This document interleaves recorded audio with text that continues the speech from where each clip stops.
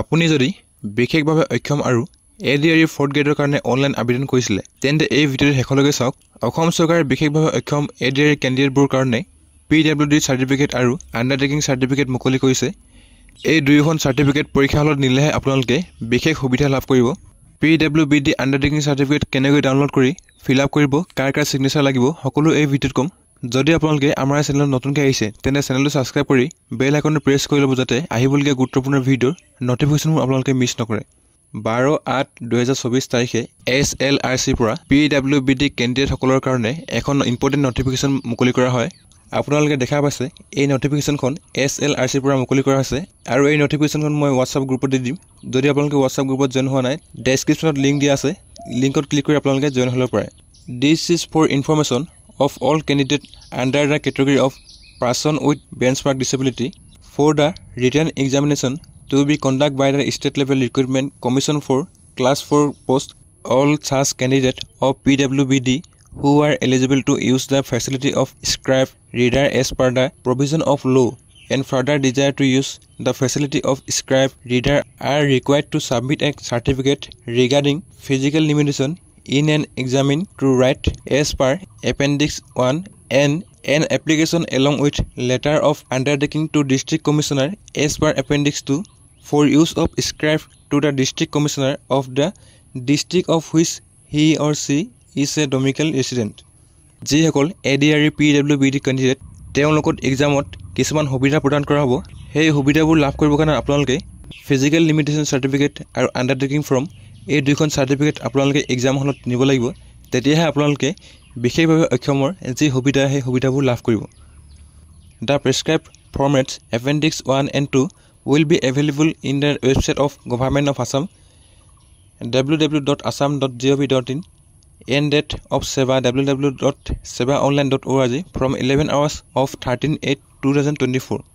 So আপোনালোকে physical limitation আৰু undertaking এই দুইখন ফৰ্ম ডাউনলোড কৰিবৰ কাৰণে assam.gov.in বা sebaonline.org এই ৱেবছাইটত ভিজিট কৰিব লাগিব। তেতিয়া আপোনালোকে ফিজিকেল লিমিটেশ্যন আৰু আপোনালোকৰ যি আণ্ডাৰটেকিং ফৰ্ম সেই ফৰ্মখন আপোনালোকে লাভ কৰিব। ফিজিকেল লিমিটেশ্যন আৰু আণ্ডাৰটেকিং এই দুখন ফৰ্ম মই টেলিগ্ৰাম আৰু হোৱাটছআপত দিম, তো আপোনালোকে টেলিগ্ৰাম বা হোৱাটছআপৰ পৰা ডাউনলোড কৰিব পাৰিব। এইখন আপোনালোকৰ appendix 2 undertaking form application format and letter of undertaking for using scribe by PWD candidate. এই ফৰ্মখন আপোনালোকে কেনেকৈ ফিল আপ কৰিব চাই লওক। টু দ্য ডিষ্ট্ৰিক্ট কমিশ্যনাৰ, আপোনালোকে যিখন ডিষ্ট্ৰিক্টত থাকে বা আপোনালোকৰ যিখন হোম টাউন ডিষ্ট্ৰিক্ট, ইয়াত আপোনাৰ ডিষ্ট্ৰিক্টৰ নামটো লিখিব। তাৰপাছত ইয়াত আপোনাৰ ছাবজেক্ট লিখা আছে application for providing of scribe. Sir madam ইয়াত আপোনাৰ ফুল নেমটো লিখিব। এ কেণ্ডিডেট উইথ, ইয়াত আপোনালোকৰ যিটো ডিচেবিলিটি আছে ইয়াত আপোনালোকে লিখিব। এপেয়াৰিং ফৰ দ্য, ইয়াত আপোনালোকে আছাম ডাইৰেক্ট ৰিক্ৰুইটমেণ্ট এডিআৰই লিখিব। বিয়েৰিং ৰোল নম্বৰ, ইয়াত আপোনালোকৰ এডমিট কাৰ্ডত যিটো ৰোল নম্বৰ আছে ইয়াতে লিখি দিব। এটাৰ পিছত আপোনালোকে যিটো চেণ্টাৰত পৰীক্ষা দিব সেই চেণ্টাৰৰ নামটো ইয়াত লিখিব। ইন তাৰ পিছত ইয়াত আপোনালোকৰ যিখন ডিষ্ট্ৰিক্টত এক্সাম হ'ব সেই ডিষ্ট্ৰিক্টৰ নামটো লিখিব। মাই কোৱালিফিকেশ্যন ইজ, ইয়াত আপোনালোকে আপোনাৰ যিটো কোৱালিফিকেশ্যন, যদি আপোনালোকৰ ক্লাছ 8 পাছ হয় ইয়াত 8 লিখিব, যদি 9 হয় 9 বা 10 12 যিটো আপোনালোকৰ কোৱালিফিকেশ্যন হয় ইয়াতে লিখি দিব। Tick whichever is applicable and cross the other, যদি আপোনালোকে বিশেষভাৱে অক্ষমৰ সুবিধা ল'ব বিচাৰে তেন্তে আপোনালোকে স্ক্ৰাইব বক্সত ক্লিক কৰিব। তাৰপিছত আপোনালোকে এই বক্সত ক্লিক কৰি ডিক্লেৰেশ্যন দিব লাগিব। I do hereby state that, ইয়াত আপোনাৰ যিটো স্ক্ৰাইব বা লিমিটেশ্যন লিখিব। Will provide the service of scribe for the undersigned for taking the aforesaid examination. তাৰপিছত ইয়াত আপোনালোকে I do hereby undertake that his higher qualification is, ইয়াত আপোনাৰ যিটো কোৱালিফিকেশ্যন আকৌ লিখিব লাগিব। In case subsequently it is found that his higher qualification is not as declared by the undersigned and is beyond my qualification I shall forfeit my right to the post and claims there two.